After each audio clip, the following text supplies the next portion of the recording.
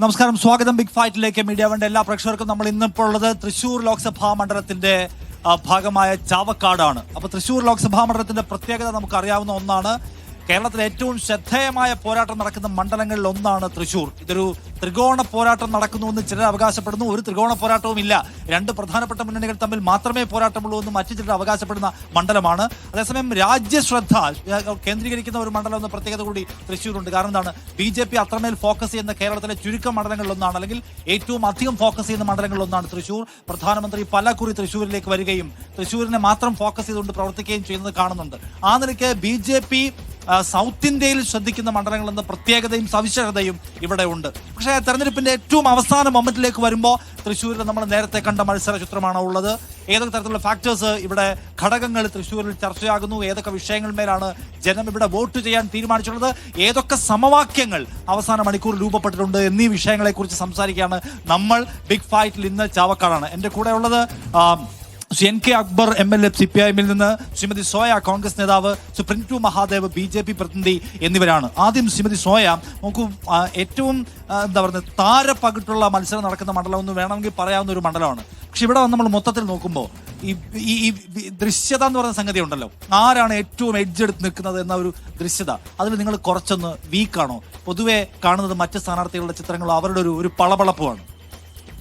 രണ്ട് ഭരണകൂടം നമുക്കറിയാം. രണ്ട് ഭരണകൂടങ്ങളും അല്ലെങ്കിൽ BJP-യുടെയും CPM-ന്റെയും ഭരണകൂടങ്ങൾ രാജ്യത്തും സംസ്ഥാനത്തും നിലനിൽക്കുന്നുണ്ട്. അപ്പൊ പണത്തിന്റെ പളവളപ്പൊക്കെ ചിലപ്പോൾ കാണിച്ചു എന്ന് വരും. അതിനെപ്പറ്റിയൊന്നും നമുക്ക് മറുപടി പറയേണ്ട ആവശ്യമില്ല. നേരത്തെ നിങ്ങൾ പറഞ്ഞു വെച്ചതുപോലെ രാജ്യശ്രദ്ധയെ ആകർഷിക്കുന്നു എന്ന് പറയുന്നത് നരേന്ദ്രമോദി 2 തവണ വന്നതുകൊണ്ട് ഈ തൃശ്ശൂരിന്റെ മണ്ണിൽ ത്രികോണമൊന്നും ഉണ്ടെന്നുള്ള യാതൊരു ധാരണയും ഈ നാട്ടിലെ ജനങ്ങൾക്കൊന്നും ഇല്ല എന്നുള്ളത് തന്നെയാണ് മനസ്സിലാക്കാൻ കഴിയുന്നത്. കാരണം നമുക്ക് ഈ ഗ്രൗണ്ട് വളരെ കൃത്യമായി അറിയാം. കാരണം തൃശ്ശൂരിനെ സംബന്ധിച്ച് മതേതരമായി നിലനിൽക്കാനുള്ള ആർജവവും ഊർജവും എല്ലാ കാലത്തും കാണിച്ചിട്ടുള്ള ഒരു മണ്ണാണ് എന്നുള്ള കാര്യത്തിൽ സംശയമില്ല. പിന്നെ ഭരണവിരുദ്ധ വികാരം എന്ന് പറയുന്നത് സംസ്ഥാന രാഷ്ട്രീയത്തിനെതിരെ, അതുപോലെ തന്നെ ഈ രാജ്യം ഭരിച്ചുകൊണ്ടിരിക്കുന്ന കഴിഞ്ഞ 10 വർഷമായി സംഘപരിവാർ രാജ്യം ഭരിച്ചുകൊണ്ടിരിക്കുമ്പോൾ അവർ മുന്നോട്ട് വെച്ചിട്ടുള്ള അഴിമതികൾ, അനീതികൾ, മനുഷ്യത്വരഹിതമായിട്ടുള്ള, സ്ത്രീവിരുദ്ധമായിട്ടുള്ള, കാർഷിക വിരുദ്ധമായിട്ടുള്ള നയങ്ങൾക്കെതിരെയുള്ള ഒരു തിരഞ്ഞെടുപ്പ് കൂടിയാണിത്. അതുകൊണ്ട് തീർച്ചയായും ഈ 2 തരത്തിലുള്ള ആന്റി ഇൻക്യുബൻസി വർക്ക് ചെയ്യാൻ പോകുന്ന ഒരു തെരഞ്ഞെടുപ്പായി കേരളത്തിലെ ഈ തെരഞ്ഞെടുപ്പ് മാറാൻ പോവാണ്. കേരളത്തിലെ 20-ൽ 20 സീറ്റും അത് UDF-നുള്ളതാണ്, കോൺഗ്രസിനുള്ളതാണ് എന്നുള്ള കാര്യത്തിൽ യാതൊരു സംശയവും നമ്മളെ സംബന്ധിച്ചില്ല. അല്ല, ഈ കാര്യത്തിൽ നമ്മൾ നോക്കുമ്പോൾ കാണുന്ന പോലെ ഈ പ്രചാരണ രംഗത്ത് നിങ്ങൾ അല്പം വീക്കാണെന്നുള്ളത്, നിങ്ങളൊരു ബാക്ക് ഫുട്ടിലാണെന്നൊരു മെസ്സേജ് ആളുകൾക്ക് കൊടുക്കുന്നുണ്ടെന്ന് ചോദിക്കാൻ ഞാൻ. അതായത് ഇപ്പോൾ BJP വലിയ തോതിൽ പണം ഒഴുക്കുന്ന ഒരു തെരഞ്ഞെടുപ്പാണിത്. അത് മാത്രമല്ല, അവരുടെ VIP താരനിര മാത്രം അന്ന് നിരന്തരമായി പ്രചരണം നടത്തുന്നു. എവിടെ നോക്കിയാലും അവിടെ നോക്കുമ്പോൾ ഒക്കെ കാണാം സുരേഷ് ഗോപിയുടെ നെഞ്ചിൽ കൈവച്ച ചിത്രങ്ങൾ. അപ്പോൾ ഈ K മുരളീധരനെ കാണാനില്ല എന്നുള്ളത് ഞങ്ങളൊരു ബാക്ക് ഫുട്ടിലാണ് എന്ന ഒരു പ്രശ്നം ഉണ്ടാക്കുമോ? ഇപ്പൊ നെഞ്ചത്താണ് കൈവച്ചതെങ്കിൽ കുറച്ച് നെഞ്ചത്തടിച്ചുകൊണ്ട് തിരിച്ചു പോകാം എന്നുള്ളത് മാത്രമാണ് അതിനുള്ള മറുപടി. അത്തരം വിസിബിലിറ്റി ഒന്നും വലിയ പ്രശ്നമായി മനസ്സിലാക്കേണ്ട കാര്യമില്ല. കാരണം എന്താണ് ഗ്രൗണ്ടിൽ, എന്താണ് രാഷ്ട്രീയമായി ഓരോ വോട്ടർമാരും ചിന്തിക്കുന്നത്? മനുഷ്യരിലേക്ക് ഇറങ്ങി ചെല്ലുക എന്ന് പറയുന്ന രാഷ്ട്രീയമാണ് നമ്മളിവിടെ പ്രവർത്തിക്കാൻ ആഗ്രഹിക്കുന്നത്. അത് തന്നെയാണ് മുന്നോട്ട് കൊണ്ടുപോകുന്നത്. അത്തരം ഒരു വിസിബിലിറ്റിയെ പറ്റിയിട്ടുള്ള ഒരു ചർച്ച പോലും ഞാൻ ആദ്യമായിട്ടാണ്, നിങ്ങൾ പറയുമ്പോഴാണ് അത്തരം ഒരു വിസിബിലിറ്റിയെ പറ്റിയിട്ടുള്ള ഒരു ചർച്ച പോലും ഈ ഗ്രൗണ്ടിൽ ഉണ്ട് എന്ന് എനിക്ക് മനസ്സിലാവുന്നത്. ഞാനൊരു ഔട്ട്സൈഡർ നിലയ്ക്ക് വരുമ്പോൾ തോന്നുന്ന ഒരു കാര്യം ചോദിക്കുകയാണ്, MLA എന്താണ് മനസ്സിലാക്കുന്നത്? ഇവിടെ ഒരു ത്രികോണ പോരാട്ടമുണ്ട്. ഇവിടെ 2 മുന്നണികളാണ് പ്രധാനമായും മത്സരമുള്ളത്. BJP എല്ലാ പ്രാവശ്യത്തെ പോലെ ഇപ്രാവശ്യം 3-ാം സ്ഥാനത്തുണ്ട്. ഇവിടെ ഇലക്ട്രൽ ബോണ്ടിൽ BJPക്ക് ഒരു ഏകദേശം 6600 ചില്ലറ കോടി കിട്ടിയെങ്കിൽ കോൺഗ്രസിന് 2000 കോടി ഉറുപ്പിക കിട്ടിയിട്ടുണ്ട്. പിന്നെ മാത്രമല്ല, ഇവിടെ നമ്മുടെ വയനാട്ടിൽ മത്സരിക്കുന്ന രാഹുൽ ഗാന്ധിയുടെ അളിയൻ റോബർട്ട് വധേരയും ഒരു 175 കോടി രൂപ അങ്ങോട്ട് കൊടുത്തു. അതിൽ കുറച്ച് പൈസക്ക് ഇവിടെ മുരളീധരന് കൊടുക്കാമായിരുന്നു, അദ്ദേഹത്തിന്റെ ഇലക്ഷൻ വർക്കൊന്ന് സജീവമാക്കാൻ വേണ്ടിയിട്ട്.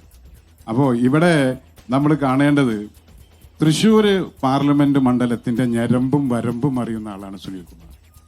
അദ്ദേഹം ദീർഘകാലം 15 കൊല്ലത്തോളം MLA-യും മന്ത്രിയുമൊക്കെയായി ഈ നാട് നിറഞ്ഞു നിന്ന് പ്രവർത്തിച്ചിട്ടുള്ള ആളാണ്. പ്രളയത്തിൻ്റെയും കോവിഡിൻ്റെയും കാലത്തെല്ലാം ആരാണ് സുനിൽകുമാർ, എന്താണ് സുനിൽകുമാർ എന്നുള്ള കാര്യം ഈ നാടിനറിയാം. അതേസമയം കോവിഡിൻ്റെ കാലത്ത് 10 പൈസ പോലും ഇങ്ങോട്ട് കൊടുക്കരുത് എന്ന് പ്രഖ്യാപിച്ച ആളുകളും പ്രതിനിധികളും ഒക്കെയാണ് മറുഭാഗത്തുള്ളത് എന്നുള്ള കാര്യം അറിയാം. ഇവിടെ യാതൊരു സംശയവുമില്ല, നല്ല ഭൂരിപക്ഷത്തിന് സുനിൽകുമാർ തെരഞ്ഞെടുക്കപ്പെടും എന്നുള്ള കാര്യത്തിൽ യാതൊരു തർക്കവും. മാത്രമല്ല ഇപ്പോ നമുക്കറിയാൻ വേണ്ടി കഴിയും, ഇവിടെ ഈ ഇലക്ഷൻ പ്രഖ്യാപിക്കുമ്പോൾ സ്നേഹത്തിന്റെ പെട്ടിക്കട തുറന്ന ആളാണ് പത്മജ വേണുഗോപാൽ, മുരളീധരന്റെ സഹോദരി, പ്രതാപന്റെ വെറുപ്പിനെതിരെയുള്ള ജാഥ. പിന്നെ നമ്മൾ കണ്ടത് ആ പെട്ടിക്കട കൊണ്ടുപോയിട്ട് എവിടെ വെച്ച് നമ്മളെല്ലാം കണ്ടു, BJPയുടെ കൂടാരത്തിൽ കൊണ്ടുപോയിട്ടാണ് കിട്ടിയത്. പത്മജ തന്നെ പറഞ്ഞിട്ടുണ്ട്, ഈ ജില്ലയിലെ കോൺഗ്രസ് നേതാക്കന്മാർ എന്നെപ്പോലെ ആരും അറിയില്ല, അതുകൊണ്ട് ഈ ഇലക്ഷൻ കഴിഞ്ഞാൽ ചേട്ടനും വരുമെന്ന്. ഇപ്പോ BJPയിൽ ചേർന്ന കോൺഗ്രസിന്റെ നേതാക്കന്മാരെടുത്താൽ 9 മുഖ്യമന്ത്രിമാർ, മുൻ മുഖ്യമന്ത്രിമാർ BJPയിൽ ചേർന്നു പോയി. 177 MP-മാരും MLA-മാരുമായിട്ടുള്ള ആളുകൾ, ഏതാണ്ട് ഇപ്പോഴുള്ള 34% ജനപ്രതിനിധികൾ BJPയുടേതും മറ്റു പാർട്ടിയിൽ നിന്നാണ്. അതിലെ സിംഹഭാഗവും കോൺഗ്രസ്. പക്ഷേ 2019 തെരഞ്ഞെടുപ്പിൽ നിങ്ങൾ സമാനമായ മുദ്രാവാക്യം ഉയർത്തതാണ്, സമാനമായ തെരഞ്ഞെടുപ്പ് പ്രചാരണ തന്ത്രം അവലംബിച്ചാണ്. പക്ഷേ 19 എടുത്ത് നിങ്ങൾ തോറ്റുപോയതാണ് കണ്ടത്. സോ അതുകൊണ്ട് മലയാളികൾ ഇവരെല്ലാം കൂടി BJPയിൽ പോകാൻ പോവുകയാണ് എന്ന പ്രചരണം എന്തുമാത്രം എടുക്കുമെന്നാണ് നിങ്ങൾക്ക് തോന്നുന്നത്? ഞാൻ പറഞ്ഞു തരാം, ഒരു ഭൂരിപക്ഷ വർഗീയതയോട് മൃദു സമീപനം സ്വീകരിക്കുകയാണ് കോൺഗ്രസ്. ഇപ്പോ അയോധ്യയിലെ വഖഫ് ബോർഡ് കേസിൽ ആ കേസ് നടത്തിയിരുന്ന പ്രധാനപ്പെട്ട അഭിഭാഷകൻ, അദ്ദേഹത്തെ അവിടെ നിന്ന് വിലക്കുന്ന ഒരു സാഹചര്യമുണ്ട്. നമ്മളെല്ലാം അറിയപ്പെടുന്ന പ്രഗത്ഭനായ അദ്ദേഹത്തെ അവിടെ നിന്ന് വിലക്കി. അതുപോലെ നിരവധി കാര്യങ്ങൾ മൃദു ഹിന്ദുത്വ സമീപനാണ്. ഏതാണ്ട് 34,563 ക്ഷേത്രങ്ങളിലാണ് കർണാടകയിൽ ഹനുമാൻ ചാലീസ് സംഘടിപ്പിക്കാൻ വേണ്ടി ഇവർ തീരുമാനിച്ചു. പൗരത്വ ഭേദഗതി നിയമത്തിനെതിരായി കോൺഗ്രസിന്റെ പ്രകടന പത്രികയിൽ അത് റദ്ദാക്കും എന്ന് പരസ്യമായി പറയാനുള്ള ആർജവം കോൺഗ്രസ് കാണിക്കുന്നില്ല എന്നുള്ളതാണ്. അപ്പോൾ BJPയുടെ ഹിന്ദുത്വ രാഷ്ട്രീയത്തിനോട് കണിശമായ സമീപനമില്ല എന്നത് മലയാളികൾ മനസ്സിലാക്കുന്നതാണ്. പ്രിന്റു ശരിയാണ്, ഈ തൃശ്ശൂർ ലോക്സഭാ മണ്ഡലത്തിൽ ഏറ്റവും ആദ്യം വന്ന് കളം നിറഞ്ഞത് സുരേഷ് ഗോപിയാണ്. എവിടെ നോക്കിയാലും സുരേഷ് ഗോപിയുടെ എന്താ പറയുന്നത് ഇടപെടലുകളുടെ ചിത്രങ്ങൾ ആയിരുന്നു നമ്മൾ കണ്ടുകൊണ്ടിരുന്നത്. പക്ഷേ അപ്പുറത്തെ 2 സ്ഥാനാർത്ഥികൾ കൂടി വന്നതോടെ കാര്യങ്ങളുടെ ഗതി മാറിയില്ലേ? സുരേഷ് ഗോപിയുടെ ഒരു ഡോമിനൻസ് എന്ന് പറയുന്ന സംഗതി ഉണ്ടല്ലോ, ഒരുതരം ഒരു അധീശത്വം, അത് പോയില്ലേ? മത്സര ചിത്രം എല്ലാ അർത്ഥത്തിലും മാറിയില്ലേ? ഞങ്ങളിപ്പോഴും അങ്ങനെ മത്സര ചിത്രം മാറിയെന്ന് വിശ്വസിക്കുന്നില്ല. ഒന്ന്, ഞങ്ങൾക്ക് BJPയെ സംബന്ധിച്ചിടത്തോളം ഏറ്റവും ആത്മവിശ്വാസമുള്ള ഒരു തെരഞ്ഞെടുപ്പാണ്. ഞങ്ങളുടെ ആത്മവിശ്വാസത്തിന് ഏറ്റവും പ്രധാനപ്പെട്ട ഒരു കാരണം എന്ന് പറയുന്നത് 10 വർഷമായി ഈ രാജ്യത്ത് നരേന്ദ്രമോദി സർക്കാർ നടപ്പിലാക്കിയിട്ടുള്ള വികസന നേട്ടങ്ങൾ. ആ വികസന നേട്ടങ്ങൾ ഈ രാജ്യത്തിന്റെ ഗ്രാമാന്തരങ്ങളും തൃശ്ശൂർ പാർലമെന്റിനകത്ത് ഓരോ വീടിനകത്തും കൃത്യമായിട്ട് കിട്ടിയിട്ടുണ്ടെന്ന് ബോധ്യം പാർട്ടിക്കുണ്ട്. രണ്ടാമത്, സുരേഷ് ഗോപി എന്ന് പറയുന്ന ഒരു ഫാക്ടർ, അദ്ദേഹം ഇലക്ഷന്റെ തൊട്ടു മുമ്പ് മാത്രമല്ല, അദ്ദേഹം തൃശ്ശൂർ പാർലമെന്റിനകത്ത് അദ്ദേഹം ആദ്യമായിട്ട് വരുന്നത് നമുക്കറിയാം 2019-ലാണ്. 19-നകത്ത് അപ്രതീക്ഷിതമായ സ്ഥാനാർത്ഥിത്വത്തിന് അദ്ദേഹം ഇവിടെ വരുന്നു. കേവലം 11 ദിവസം മാത്രമാണ് അദ്ദേഹം പ്രവർത്തിച്ചത്. 11 ദിവസം കൊണ്ട് ഇടത് വലത് കോട്ടകളെ വിറപ്പിച്ചുകൊണ്ട് അദ്ദേഹം നടത്തിയിട്ടുള്ള വലിയൊരു പോരാട്ടമുണ്ട്. ആ പോരാട്ടത്തിൽ അദ്ദേഹത്തിന് വിജയിക്കാൻ സാധിച്ചില്ല. പക്ഷേ അദ്ദേഹം പരാജയപ്പെട്ടപ്പോൾ അദ്ദേഹം പറഞ്ഞിരുന്നു, തൃശ്ശൂരിന്റെ വികസനത്തിന് വേണ്ടി തൃശ്ശൂർക്കാരനായിട്ട് ഞാൻ തൃശ്ശൂരിൽ ഉണ്ടാകും. ആ വാക്ക് നിർവഹിച്ചുകൊണ്ട് കഴിഞ്ഞ 5 വർഷമായിട്ട് തൃശ്ശൂരിലെ ഓരോ മേഖലയിലെ വികസനത്തെ കൃത്യമായിട്ട് നിരീക്ഷിച്ചുകൊണ്ടും തന്നാലാവുന്ന കാര്യങ്ങൾ ചെയ്തുകൊണ്ടും അദ്ദേഹം ഈ മണ്ഡലത്തിൽ നിറഞ്ഞു നിൽക്കുന്നുണ്ട്. അപ്പൊ അത് നമുക്കറിയാം. അത് മാത്രമല്ല, ഞങ്ങളുടെ ഏറ്റവും വലിയ വിജയ സാധ്യത എന്ന് പറയുന്നത് എതിരാളികളായിട്ടുള്ള 2 സ്ഥാനാർത്ഥികളാണ്. ഒന്ന്, നമുക്കറിയാം, ഇവിടെ കേരളത്തിൽ 20 പാർലമെന്റിനകത്ത് നമ്മൾ കറിവേപ്പില പോലെ ഒരു നമുക്കറിയാം ഒരു MPയെ എടുത്ത് കളഞ്ഞ സ്ഥലം കൂടിയാണ് കോൺഗ്രസിന് ഇത്. എനിക്ക് തോന്നുന്നു പ്രത്യേകിച്ച് ഈ തീരദേശ മേഖലയായിട്ടുള്ള ചാവക്കാടൊക്കെ അറിയാം, മത്സ്യത്തൊഴിലാളികളായിട്ടുള്ള ആളുകളുടെ ഒരു മേഖലയാണ്. ഇപ്പൊ ചാവക്കാട് മുതൽ കൊടുങ്ങല്ലൂരുള്ള മേഖല, ആ മേഖലയിൽ നിന്നുള്ള ഒരു മത്സ്യത്തൊഴിലാളിയായിട്ടുള്ള ആളായിരുന്നു പ്രതാപൻ. ആ പ്രതാപനെ 19 പേർക്കില്ലാത്ത ആ ഒരു എന്താ പറയാ ഡീമെറിറ്റ് പറഞ്ഞുകൊണ്ട് അദ്ദേഹത്തെ മാറ്റുന്ന ഒരു സാഹചര്യം ഉണ്ടാവുന്നു. അതുകൊണ്ട് സ്വാഭാവികമായിട്ട് മത്സ്യത്തൊഴിലാളി മേഖലയിലുള്ള ആളുകൾക്ക് കൃത്യമായിട്ട് അസംതൃപ്തിയുണ്ട്. പ്രതാപനാക്കാര്യത്തില്ലാത്ത വേദന നിങ്ങൾ പ്രതാപൻ ഇപ്പോൾ സത്യത്തിൽ അദ്ദേഹം അഭിനയിക്കുകയല്ലേ, നമുക്കറിയാലോ. പ്രതാപനെ സംബന്ധിച്ച് അദ്ദേഹം എന്തൊക്കെയാണ് ചെയ്യുന്നത് നമുക്കറിയാം. കൃത്യമായിട്ട് അദ്ദേഹത്തിന് വേദന ഉണ്ടല്ലോ. അദ്ദേഹം മുൻകൂട്ടി നിശ്ചയിക്കാൻ അദ്ദേഹം ഇങ്ങനെ ഒരു സ്നേഹ സന്ദേശ യാത്ര നടത്തില്ലല്ലോ. അദ്ദേഹത്തിന് വെയിലും മഴയും കൊണ്ട് 10-20 ദിവസം ഈ തൃശ്ശൂരിന്റെ പാർലമെന്റിലെ വിവിധ മേഖലകളിൽ ഇവരിങ്ങനെ കെട്ടിഘോഷിച്ച് നടന്നതിനാ. സങ്കടത്തിന്റെ ബെനിഫിഷ്യറി നിങ്ങളാണെന്നാരാ പറഞ്ഞത്? തീർച്ചയായും ഞങ്ങൾക്ക് കിട്ടുമെന്നുള്ളത് തന്നെയാണ് ഞങ്ങളുടെ വിശ്വാസം. ഞങ്ങളുടെ വിശ്വാസം അത് തന്നെയാണ്. കാരണം ഒന്ന്, സുനിൽകുമാർ എന്ന് പറയുന്ന മന്ത്രി, അദ്ദേഹം പറഞ്ഞു 3 തവണ MLA ആയിരുന്നു, 1 തവണ അദ്ദേഹം മന്ത്രിയായിരുന്നു. കേരളത്തിൽ ഏറ്റവും പരാജയപ്പെട്ട കാർഷിക മന്ത്രി ആരെന്ന് ചോദിച്ചു കഴിഞ്ഞാൽ ഒരു സംശയം വേണ്ട, സുനിൽകുമാറാണ്. സുനിലേട്ടൻ നമ്മുടെ കൂടെ വന്ന് ചായ കുടിക്കും, ശക്തന്മാർക്കിൽ അങ്ങോട്ടും ഇങ്ങോട്ടും നടക്കുക എന്നുള്ളതല്ലോ. ഈ തൃശ്ശൂരിന്റെ വികസനത്തിന് വേണ്ടി ചൂണ്ടിക്കാണിക്കാവുന്ന സുനിൽകുമാറിന്റെ ഒരു നേട്ടം ഒന്ന് എടുത്തു പറഞ്ഞു കഴിഞ്ഞാൽ പറയാം. ഇപ്പോ സുനിൽകുമാറിന്റെ ഏറ്റവും പ്രധാനപ്പെട്ട നേട്ടം ഞാൻ പറയണല്ലോ, റീബിൽഡ് കേരള ഇനീഷ്യേറ്റീവ് പദ്ധതി പ്രകാരം ഇപ്പോൾ നമ്മുടെ പുന്നയൂർക്കുളം, വടക്കേക്കാട്, അതുപോലെ തന്നെ കുട്ടാടൻ പാടം, ചാവക്കാട്, മുട്ടിൽ പാടശേഖരം വരെ 11 കോടി രൂപയുടെ റീബിൽഡ് കേരള ഇനീഷ്യേറ്റീവ് പദ്ധതി മാത്രം മതി സുനിൽകുമാർ നടത്തിയ വികസന പ്രവർത്തനം. അല്ല, പ്രിന്റ് ഒരു കാര്യമുണ്ട്. അതായത് സുനിൽ കുമാർ മന്ത്രിയായിരിക്കുമ്പോൾ ആസ് എൻ അഡ്മിനിസ്ട്രേറ്റർ എങ്ങനെ പ്രവർത്തിച്ചു എന്നത് കാര്യം തൃശ്ശൂരിലെ ആളുകൾ വിലയിരുത്തുമെന്നാണ് താങ്കളുടെ പോയിന്റ്. അങ്ങനെയാണെങ്കിൽ നരേന്ദ്രമോദി ആളുകൾ വിലയിരുത്തും. മോദിക്ക് ഗ്യാരണ്ടി എന്ന് മുദ്രാവാക്യം വിളിക്കും, നമ്മൾ എപ്പോഴും കേൾക്കുന്നുണ്ട്. എന്നിട്ട് അദ്ദേഹം പറയാണ് ഞങ്ങൾ വീണ്ടും ജയിച്ചാൽ പെട്രോളിന് വില കുറയ്ക്കുമെന്ന്. ജനം ചോദിക്കില്ലേ കഴിഞ്ഞ 10 വർഷം കുറയ്ക്കാമായിരുന്നല്ലോ എന്ന്? വടക്ക് കിഴക്കൻ സംസ്ഥാനങ്ങളിൽ ശാന്തിയും സമാധാനം ഉറപ്പാക്കും. അപ്പൊ മണിപ്പൂർ 3 മാസം നിന്ന് കത്തിയപ്പോൾ നിങ്ങൾ എന്തെടുക്കായിരുന്നു ജനം ചിന്തിക്കില്ലേ? ഈ അഡ്മിനിസ്ട്രേഷനെ ജനം വിലയിരുത്തുമെങ്കിൽ മോദിയെ വിലയിരുത്തും. ഒറ്റപ്പെട്ട ചില സംഭവങ്ങൾ മാത്രമല്ലല്ലോ, ഒറ്റപ്പെട്ട സംഭവങ്ങളെ മാറ്റി നിർത്തി പറയട്ടെ നിങ്ങൾ ഇടയിൽ കയറല്ലേ. ഒന്ന്, ഒറ്റപ്പെട്ട സംഭവങ്ങൾ നിങ്ങൾ മാറ്റി നിർത്തി. ഇപ്പൊ മണിപ്പൂർ അടക്കമുള്ള കാര്യങ്ങൾ കൃത്യമായിട്ട് പ്രധാനമന്ത്രി നിലപാട് പറഞ്ഞു. ഫ്യൂവൽ പ്രൈസിന്റെ ഹൈക്ക് ഈ രാജ്യത്തെ 130 കോടി ജനങ്ങളെ ഡയറക്റ്റ് ആൻഡ് ഇൻഡയറക്റ്റ് ആയി സ്വാധീനിക്കുന്ന ഘടകമാണ്. വില നിയന്ത്രണത്തിനുള്ള അവകാശം എടുത്തു കളഞ്ഞതാര BJP സർക്കാർ ഒന്നുമില്ലല്ലോ. വില നിയന്ത്രണത്തിലുള്ള അവകാശം എടുക്കുന്നതിന് മുമ്പ് ഈ രാജ്യത്ത് എത്രയായിരുന്നു പെട്രോളിന്റെ വില? രാജ്യം അനുഭവിക്കുന്ന വലിയ പ്രതിസന്ധി കാരണം മൻമോഹൻ സിംഗ് ആണ്. ഞാനും നിങ്ങളും അടക്കം നിങ്ങൾ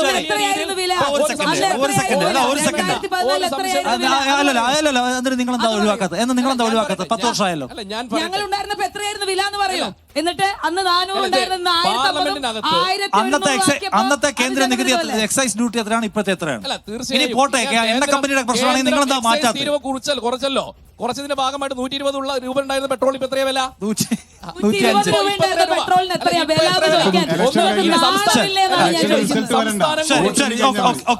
വോട്ട് പെട്ടിയിലായാൽ മതി, അപ്പോഴേക്കും വരും വർദ്ധിക്കും.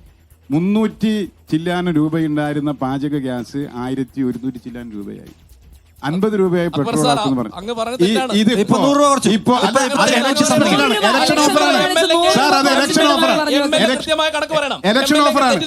ഇലക്ഷൻ ഓഫറാണ് 200 രൂപ കുറച്ചുള്ളത്. വോട്ട് പെട്ടിയിലായി കഴിഞ്ഞാൽ അത് വീണ്ടും കുറക്കും. 1200 അല്ലല്ലോ, ഇപ്പൊ അതിപ്പോ കുറക്കുള്ളത്. അത് ഇലക്ഷൻ ഓഫറാണ് സുഹൃത്തെ. ഇലക്ഷൻ ഓഫർ കഴിഞ്ഞ് വന്നോളൂ. വോട്ട് പെട്ടിയിലായി വൈകുന്നേരം വാർത്ത വന്നോളൂ. വോട്ടെടുപ്പ് എല്ലാം കഴിഞ്ഞു 200 രൂപ കണ്ട്. ശരി. അല്ല സോയ, ഇതിനകത്തൊരു കാര്യമുള്ളത്, BJP സർക്കാർ ഹിന്ദുത്വ, വർഗീയത പോലെയുള്ള സംഗതികളെ മുന്നിൽ വെച്ചുകൊണ്ടാണ് ഈ രാജ്യത്തിന്റെ ഘടനയെ മാറ്റാൻ ശ്രമിക്കുന്നത്. അതിനോട് നിങ്ങൾക്ക് ആത്മാർത്ഥമായ പൊസിഷൻ ഇല്ലാന്ന് വിമർശിക്കുകയാണ്. അപ്പൊ അവിടെ പോയിട്ട് ആരാണ് മോദിയോട് നെഞ്ചു വിരിച്ചത് സംസാരിക്കാൻ കഴിയുന്ന ആൾ? നിങ്ങൾക്ക് മടിയാണ്. മോദി കൊണ്ടുവരുന്ന രാമക്ഷേത്രത്തോട് നിങ്ങൾക്ക് സംസാരിക്കാൻ മടിയാണ്. മോദി കൊണ്ടുവരുന്ന ഹിന്ദുത്വ പ്രോജക്റ്റിനോട് നിങ്ങളൊരു മൃദു ഹിന്ദുത്വ സമീപനം എടുക്കുക. നിങ്ങളുടെ പ്രകടന പത്രികയിൽ CA എന്ന വാക്കില്ല. മാനവികമായ എല്ലാ സംഗതികളെയും ഞങ്ങൾ ശരിയാക്കുമെന്ന് പൊതിഞ്ഞു പറയാണ്. അങ്ങനെ പൊതിഞ്ഞു പറയുന്നവരെ ജനം എങ്ങനെ? അതിന്റെ തൊട്ട് മുൻപ് അക്ബർ MLA പറഞ്ഞ ചില കാര്യങ്ങളോട് എനിക്ക് ഉള്ള വിയോജിപ്പ് കൂടെ പറഞ്ഞു വെക്കേണ്ടതുണ്ട്. അദ്ദേഹം ഉപയോഗിച്ചൊരു വാക്കാണ് ഇലക്ട്രൽ ബോണ്ട്. അത് കോൺഗ്രസിനും ഇലക്ട്രൽ ബോണ്ട് കിട്ടിയിട്ടുണ്ട് എന്ന് അദ്ദേഹം പറഞ്ഞു. ഇല്ല, ഞാൻ തൃശ്ശൂരിന്റെ മണ്ണിൽ നിന്ന്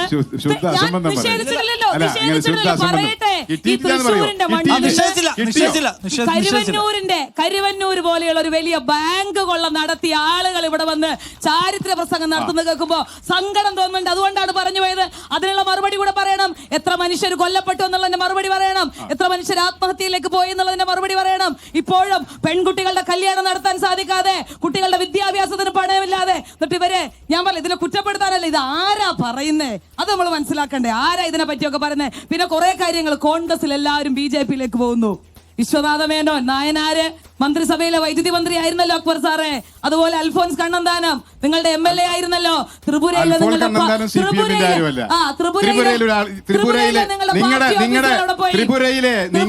മുഖ്യമന്ത്രി, ഇപ്പോ BJP-യുടെ മുഖ്യമന്ത്രി, പഴയ ത്രിപുരയിൽ ത്രിപുര ഭരിച്ചിരുന്നത് ആരാ? അതെ, ആ ത്രിപുരയിലെ കോൺഗ്രസിന്റെ MLA-മാരെ കൂട്ടത്തോടെ കൊടുക്കുകയാണ്. ഈ രാജ്യത്ത് CPM-ന്റെ വോട്ട് ഷെയർ എത്ര? നിങ്ങൾ പറയുന്നു അങ്ങനെ പോയിട്ടില്ല, ഇങ്ങനെ പോയിട്ടില്ല. ഇപ്പൊ അവരുടെ വോട്ട് ഷെയർ എത്രയാ?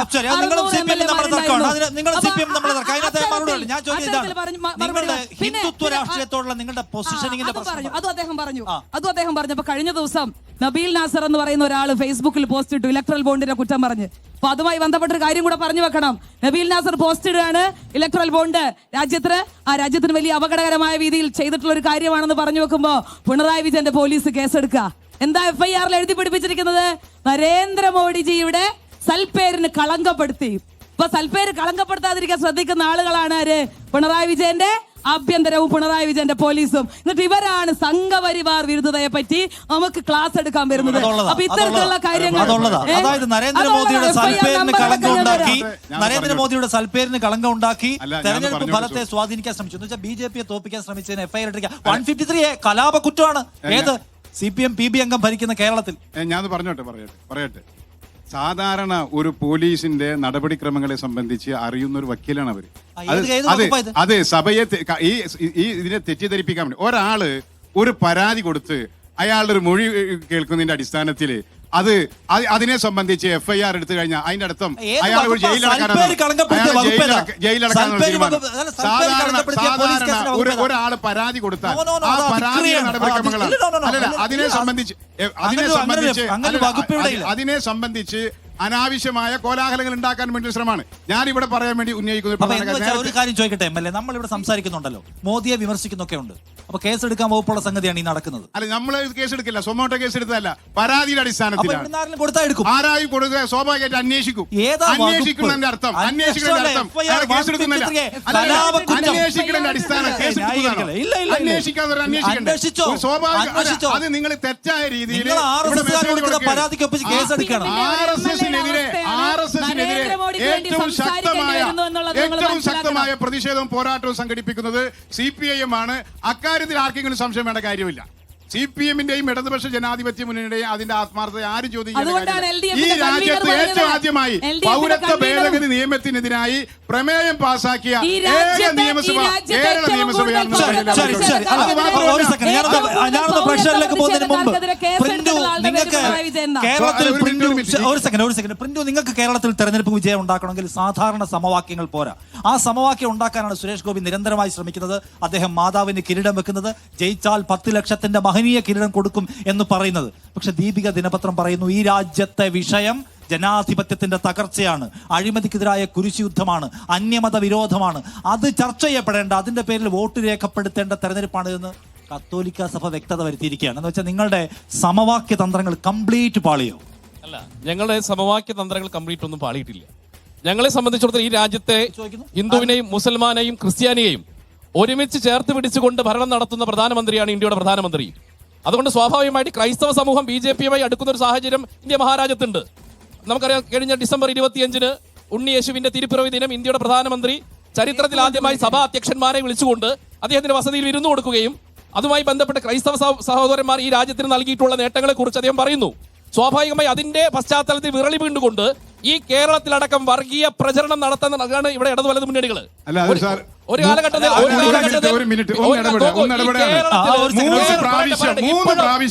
ഈ തൃശ്ശൂരിൽ വന്ന നരേന്ദ്രമോദി ഒരു പ്രാവശ്യം പോലും മണിപ്പൂരിൽ പോയില്ല എന്ന് പറയാനുണ്ട്. അങ്ങനെ ഞാൻ ചോദിക്കട്ടെ, ഈ മണിപ്പൂർ എന്ന് പറയുന്ന പ്രധാനമന്ത്രി വിഷയവുമായി ബന്ധപ്പെട്ട് ഇന്ത്യൻ പാർലമെന്റിനകത്ത് കൃത്യമായിട്ട് നരേന്ദ്രമോദി അതുമായി ബന്ധപ്പെട്ട പ്രസ്താവന ഇറക്കിയിട്ടുണ്ട്.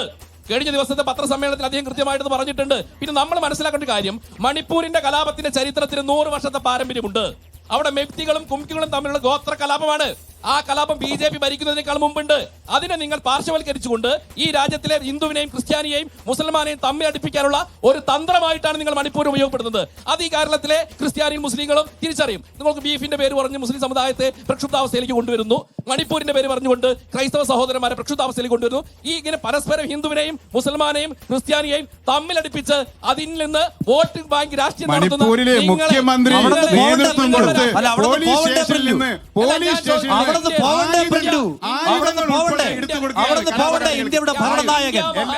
ഇന്ത്യയുടെ ഭരണനായകൻ അവിടെ ഒന്ന് പോവണ്ടേ? പോവുകയാണോ വേണ്ടത്? അവിടുത്തെ കലാപം അടിച്ചമർത്തി 6 മാസം നിന്ന് കത്തി ആ നാട്. 6 മാസം നിന്ന് കത്തി. പാർലമെന്റിൽ പ്രധാനമന്ത്രി മറുപടി പറയാൻ ദിവസം എടുത്തു. സ്വസ്ഥമായിക്കൊണ്ട് മണിപ്പൂർ മാറിയത് BJP വന്നപ്പോഴാണ്. പ്രധാനമന്ത്രി അതിനെക്കുറിച്ച് എന്തെങ്കിലും സ്റ്റേറ്റ്മെന്റ് മണിപ്പൂർ ഒരു ചോദ്യം ആരോട്? BJP ബഹുമാനപ്പെട്ട എൻ്റെ പ്രിയപ്പെട്ട സഹോദരൻ, താങ്കൾ ഇത് മനസ്സിലാക്കണം. താങ്കൾ BJP-ക്കാരാണ് എന്ന് പറയുന്നതിൽ പോലും ഞാൻ ഇവിടുത്തെ ജനങ്ങൾ നാണിക്കുകയാണ്. അതോടൊപ്പം എനിക്ക് നിങ്ങളോട് പറയാനുള്ളത്, അങ്ങനെ ഒരു നാണക്കേടില്ല. ഇന്ത്യയുടെ പ്രധാനമന്ത്രി BJP-കാരനാണ്. ആ, ഞങ്ങൾക്ക് ഇന്ത്യയുടെ- അഭിമാനം തന്നെയാണ്. അതിലൊന്നും സംശയം ഓക്കേ. വേണ്ട. ഇന്ത്യയുടെ രാഷ്ട്രപതി BJP-കാരനാണ്. ഇന്ത്യയിലെ 14 19 സംസ്ഥാനങ്ങൾ ഭരിക്കുന്നത് BJP-യാണ്. അങ്ങനെ ഒരു BJP ഞങ്ങൾ അഭിമാനം തന്നെയാണ്. ഭാരതീയർ എന്ന രീതിയിൽ BJP അഭിമാനം തന്നെയാണ്. അപ്പോ അദ്ദേഹത്തിന്റെ അഭിമാനത്തിന് മുമ്പിൽ ഞാൻ ഇതാ ഒരു ചോദ്യം അർപ്പിക്കുന്നു. എൻ്റെ പ്രിയപ്പെട്ട സഹോദര, അതായത് മണിപ്പൂരിൽ സ്വന്തം സഹോദരന്മാർ നഗ്നമായി വലിച്ചേക്കപ്പെടുമ്പോൾ, അവരെ വിഭജിക്കപ്പെടുമ്പോൾ അതിൽ സുഖം കണ്ടെത്തുന്ന, അതിൽ തൃശൂലം താഴ്ത്തുന്ന സംസ്കാരമാണോ നിങ്ങളുടേത്? ആ സംസ്കാരത്തെ നിങ്ങൾ ഏത് നിലക്കാണ് നിങ്ങൾ കാണുന്നത്? പറ്റില്ല ചോദ്യം. ഓക്കെ, അതായത് മണിപ്പൂരിൽ പ്രശ്നം ഉണ്ടായപ്പോ പ്രധാനമന്ത്രി അതിന് മറുപടി പറയാൻ എടുത്തത് 82 ദിവസമാണ്. എനിക്ക് ദേഷ്യവും സങ്കടവും വരുന്നു അദ്ദേഹം പറഞ്ഞു. അദ്ദേഹം ആക്ട് ചെയ്തില്ല എന്നുള്ള വിമർശനം ഓൾറെഡി അവിടെ ഉണ്ട്. പാർലമെന്റിൽ ചർച്ച നടക്കുമ്പോൾ 3 ദിവസത്തെ ചർച്ചയിൽ 3 ദിവസവും പാർലമെന്റിൽ കയറിയില്ല പ്രധാനമന്ത്രി. അവസാനം പ്രസ്താവന നടത്താൻ 2 മിനിറ്റ് മുമ്പ് വന്നു, പ്രസ്താവന നടത്തുന്നു, 1.5 മണിക്കൂർ പ്രസംഗിക്കുന്നു, ഏറ്റവും അവസാനം മാത്രം മണിപ്പൂരിനെ കുറിച്ച് സംസാരിക്കുന്നു. അതുവരെ രാഹുൽ ഗാന്ധിയെ കുറ്റം പറയുന്നു. പ്രൊഡക്റ്റീവായി ഇടപെട്ടില്ല എന്നുള്ള വിമർശനം ശക്തമാണ്. അല്ല, അതിനകത്ത് അങ്ങനെ പറയാൻ സാധിക്കില്ല. കൃത്യമായിട്ട് കേന്ദ്രസേന അടക്കമുള്ള സേനകൾ കൃത്യമായി ഇടപെട്ടത് കൊണ്ടാണ്. ഒരു പക്ഷെ നോക്കൂ, നിങ്ങൾ മണിപ്പൂരിന്റെയും നാഗാലാൻഡിന്റെയും ഒരു പഴയ പശ്ചാത്തലം നിങ്ങളൊന്ന് മനസ്സിലാക്കണം. ടാണയും അപ്സയും പോലെയുള്ള ഭീകരവാദ നിയമങ്ങൾ ഉണ്ടായിരുന്നു. 4 പേർക്ക് ഒരുമിച്ച് ഒരു സ്ഥലത്ത് നിൽക്കാൻ പറ്റാത്ത സാഹചര്യം ഉണ്ടായിരുന്നു. ആ സാഹചര്യത്തിൽ നിന്ന് നോർത്ത് ഇന്ത്യൻ സംസ്ഥാനങ്ങളെ ക്രമസമാധാനത്തിലേക്കും വികസനത്തിലേക്കും കൊണ്ടുവന്നത് BJP-യാണ്. പിന്നെ കുംകികളും മെയ്ത്തികളും തമ്മിലുള്ള പ്രാദേശികമായിട്ടുള്ള ഒരു കലാപമാണ്, അല്ലാതെ ഹിന്ദുവും ക്രിസ്ത്യാനിയും തമ്മിലുള്ള കലാപമല്ല. അതിനെ നിങ്ങൾ ഹിന്ദുവിന്റെയും ക്രിസ്ത്യാനിയുടെയും കലാപമാക്കി മാറ്റിക്കൊണ്ട് ഇവിടെ ഈ രാജ്യത്ത്, പ്രത്യേകിച്ച് കേരളത്തിൽ, ക്രൈസ്തവ സമൂഹം BJP-യോട് അടുക്കുന്നുണ്ട്, ഇന്ത്യ മഹാരാജ്യത്ത് അടുക്കുന്നുണ്ട്. അതിനെ തകർക്കാനുള്ള അജണ്ട വെച്ചിട്ടാണ് നിങ്ങൾ മണിപ്പൂരെന്നും നമ്മളാണോ പ്രിന്റു ഇതിനകത്ത് നോക്കൂ. ഈ സമ്മർ കാലത്ത് പള്ളികളിൽ കാണിച്ച ഡോക്യുമെന്ററികളുടെ പേരിൽ ഒന്ന് ക്രൈ ഓഫ് ഓപ്രസ്ഡ് ആണ്. എന്ന് വെച്ചാൽ മണിപ്പൂരിൽ വംശീയമായി ആക്രമിക്കപ്പെടുന്ന ഡോക്യുമെന്ററി ക്രിസ്ത്യൻ പള്ളികളിൽ പ്രദർശിപ്പിക്കുകയാണ്. ഗോത്ര കലാപമായിട്ടല്ല അവരെ മനസ്സിലാക്കുന്നത്. അവരുടെ 272 പള്ളിയാ പോയത്. രണ്ട് മെയ്ത്തികളും കുംഭികളും 2 വിഭാഗത്തിൽപ്പെട്ട ആളുകളും ആക്രമിക്കപ്പെട്ടിട്ടുണ്ട്.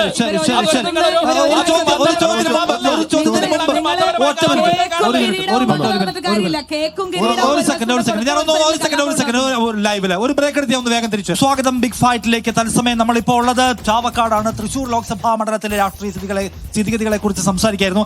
പാനലിസ്റ്റുകളുടെ ആദ്യ അവസരം കഴിയുമ്പോൾ നമ്മൾ ജനങ്ങൾ എന്ത് ചോദിക്കുന്നതാണ്, ആരോട് ചോദിക്കാനുള്ളത്? BJP പ്രതിനിധിയാണ് ചോദ്യം. ഓക്കെ, കുറച്ച് നേരത്തെ ഒരു 5-6 മിനിറ്റ് മുന്നേ അദ്ദേഹം പറയുണ്ടായി ഇന്ത്യൻ രാഷ്ട്രപതി BJP-കാരനാണെന്ന്.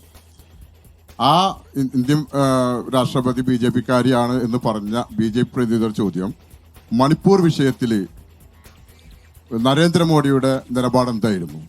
നിങ്ങൾ പറയുന്നു അടിച്ചമർത്തി എന്ന്. ഏത് ഭാഗത്താണ് അടിച്ചമർത്തിയെന്നും കൂടി വ്യക്തമാക്കണം.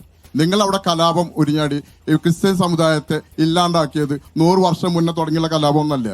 ഇത് നിങ്ങൾ രാഷ്ട്രീയപരമായിട്ട് അടിച്ചൊതുക്കലിന്റെ ഭാഗമായിട്ട് മണിപ്പൂരുമായി ബന്ധപ്പെട്ട ഒരു ചോദ്യം ആവർത്തിക്കണം. വേറെ എന്തെങ്കിലും ചോദ്യം ചോദിക്കാനുള്ള ഉണ്ടോ? ഓക്കെ, ഞാൻ പ്രിന്റ് അതിലേക്ക് പറയാം. നമ്മൾ ഓൾറെഡി ഒന്ന് അഡ്രസ് ചെയ്ത വിഷയമാണ്. എനിക്ക് BJP-യുടെ പ്രതിനിധിയോടാണ് ചോദിക്കാനുള്ളത്. നമ്മുടെ ഫിനാൻസ് മിനിസ്റ്റർ നിർമ്മല സീതാരാമൻ, അദ്ദേഹത്തിൻ്റെ ഭർത്താവ് പരക്കാല പ്രഭാകർ ഒരു സ്റ്റേറ്റ്മെന്റ് നടത്തിയിട്ടുണ്ട്. ഇനി മോദി വീണ്ടും അധികാരത്തിൽ വരികയാണ് എങ്കിൽ ഇന്ത്യയിൽ ഒരു തെരഞ്ഞെടുപ്പ് ഉണ്ടാകില്ല എന്നുള്ളത്. അതിനെക്കുറിച്ച് താങ്കളുടെ അഭിപ്രായം എന്താണ്? ഇന്ത്യ ഒരു ജനാധിപത്യ രാജ്യമാണ്. ജനാധിപത്യ രാജ്യത്തിന് എല്ലാ മൂല്യങ്ങളെയും ഉയർത്തിപ്പിടിച്ച് മുന്നോട്ട് പോകുന്ന സർക്കാരാണ് NDA സർക്കാർ. അതുകൊണ്ട് ഈ രാജ്യത്തിന്റെ ജനാധിപത്യ രീതിയിലുള്ള തെരഞ്ഞെടുപ്പുകൾ ഉണ്ടാകുമെന്നുള്ള കാര്യത്തിൽ ഞങ്ങൾക്ക് സംശയമില്ല. ഞങ്ങളെ സംബന്ധിച്ചിടത്തോളം ഈ രാജ്യത്തിന്റെ ജനാധിപത്യ മൂല്യങ്ങളെയും ഭരണഘടനയും അംഗീകരിച്ച് പ്രവർത്തിക്കുന്ന ഒരു പ്രസ്ഥാനമാണ്. അതുകൊണ്ട് ഈ രാജ്യത്തിന്റെ ഭരണഘടനാ മൂല്യങ്ങളും അതോടൊപ്പം തന്നെ ജനാധിപത്യ മൂല്യങ്ങളും ഉയർത്തിപ്പിടിച്ചുകൊണ്ട് തന്നെയായിരിക്കും ഞങ്ങളുടെ പ്രവർത്തനം. അല്ലാതെ അത്തരത്തിലുള്ള പ്രസ്താവനകൾക്ക് ഇറക്കിക്കൊണ്ട് മോഡി വരാൻ പോകുന്നു, അതുകൊണ്ട് ഈ രാജ്യം തന്നെ ഇല്ലാതാകുന്നു, അല്ലെങ്കിൽ ഈ രാജ്യം ഒരു ഹിന്ദു രാഷ്ട്രമായി പ്രഖ്യാപിക്കുന്നു. പരകാല പ്രഭാകരന് അഭിപ്രായം പറയാനുള്ള സ്വാതന്ത്ര്യം ഉണ്ടെന്നാണ്. കരുവന്നൂർ നിങ്ങളെ ഇവിടെ വേട്ടയാടാൻ പോകുന്ന ഏറ്റവും പ്രധാനപ്പെട്ട ഇഷ്യൂ എന്നാണ് സോയ ചൂണ്ടിക്കാണിച്ചത്. എന്ന് വെച്ചാൽ മോദി പോലും ഇവിടെ വന്ന് പ്രസംഗിക്കുന്നത് കരുവന്നൂരിനെ കുറിച്ചാണ്. ഞങ്ങൾ ആദ്യം പറയാനുള്ളത്, കരുവന്നൂർ സംഭവം ആരാ യഥാർത്ഥത്തിൽ പുറത്തു കൊണ്ടുവന്നത്? ഏതെങ്കിലും മാധ്യമങ്ങളാണ്? ഇവിടെ സംസ്ഥാനത്തിന്റെ സഹകരണ വകുപ്പാണ് ആ പരാതിയുടെ അടിസ്ഥാനത്തിൽ അന്വേഷണം നടത്തി അതിന്റെ ഡയറക്ട് ബോർഡിനെയും കമ്മിറ്റിയെയും പിരിച്ചുവിട്ട് അതിൽ ഉദ്യോഗസ്ഥന്മാർക്കെതിരായി നടപടി സ്വീകരിച്ച് അവരുടെ സ്വത്ത് കണ്ടുകെട്ടി ശക്തമായ നടപടികൾ സ്വീകരിക്കുകയും അഡ്മിനിസ്ട്രേറ്റീവ് ഇങ്ങനെ ബോഡിയും വെച്ചത് പച്ചക്കള്ളം ഒരാളെ പറയല്ലേ? ജോലിയല്ല പച്ചക്കള്ളം പറയല്ലേ? എന്നിട്ട് ക്രൈംബ്രാഞ്ച് ജനങ്ങളെ അന്വേഷണം നടത്തുകയാണ്. പച്ചക്കള്ളം ഇവിടെ ഞാൻ പറയല്ലേ? ചോദിക്കട്ടെ, ആദ്യമേ യാതൊരു സംശയവും വേണ്ട, ഉപ്പ് തിന്നവൻ വെള്ളം കുടിക്കും, അതുപോലെ ശക്തമായ തൃശ്ശൂർ നടപടികൾ ജില്ലാ സ്വീകരിക്കും. അതേസമയം കമ്മിറ്റിയുടെ- ഉമർ പറയാൻ തൃശ്ശൂർ വയ്യ. ജില്ലാ കമ്മിറ്റിയുടെ അതേസമയം ബാങ്ക് അക്കൗണ്ട് ഇവിടെ അതുകൊണ്ടാണ്. കൊടകരയിലെ കുഴൽപ്പണം കഴിഞ്ഞ തെരഞ്ഞെടുപ്പ് കാലത്ത് BJP കൊണ്ടുവന്ന കുഴൽപ്പണം പിടികൂടപ്പെട്ടു. അത് ബാംഗ്ലൂരിൽ നിന്ന് ഇവിടെ കൊണ്ടുവന്ന സംഭവമാണ്. ആ കുഴൽപ്പണം അന്തർ സംസ്ഥാനമായതുകൊണ്ട് സംസ്ഥാനം അന്വേഷിച്ചാൽ പറ്റില്ല എന്നുകൊണ്ട് കേന്ദ്ര ഏജൻസിക്ക് കൊടുത്തിട്ട് എത്ര വർഷമായി? എന്തുകൊണ്ട് BJP കൊടകര കുഴൽപ്പണ കേസിനെ കുറിച്ച് അന്വേഷണം നടത്തുന്നില്ല? കൊടുങ്ങല്ലൂരിൽ BJP നേതാക്കന്മാര് കള്ളനോട്ടടിച്ചത് പിടികൂടി. ആ കള്ളനോട്ട് കേസും ഇതുപോലെ രാജ്യത്തിന്റെ സുരക്ഷയെ ബാധിക്കുന്നതാണ്. കറൻസി അടിക്കാനുള്ള അധികാരം ആർക്കുള്ളതാ? സംസ്ഥാന ഗവൺമെന്റിന് പോലുള്ള അധികാരമല്ല. ആ കള്ളനോട്ടടിച്ച രാജ്യദ്രോഹ കുറ്റത്തിനെതിരായി എന്തുകൊണ്ട് BJP നേതാക്കന്മാരെ അതുകൊണ്ട് നടപടി സ്വീകരിക്കുന്നു? രണ്ടു കൂട്ടരും പരസ്പരം പറയുന്നത് കേട്ടല്ലോ. ഒരാള് കരുവന്നൂര് പറയുമ്പോ അത് കൊടകര വെച്ച് അഡ്ജസ്റ്റ് ചെയ്യുന്ന രീതിയാണ് കേരളത്തിലുള്ളതെന്ന് സാധാരണ ജനങ്ങൾക്ക് മനസ്സിലായിട്ടുള്ള ചരിത്രമാണുള്ളത്. എന്താണ് കേൾക്കുന്നുണ്ട് ചോദിച്ചു. അക്ബർക്കാടാണ് ചോദ്യം. ആ, CAA നടപ്പിലാക്കില്ല എന്ന് ഇടയ്ക്കിടയ്ക്ക് പിണറായി കുറച്ച് അടുത്ത് പിടിച്ചോ.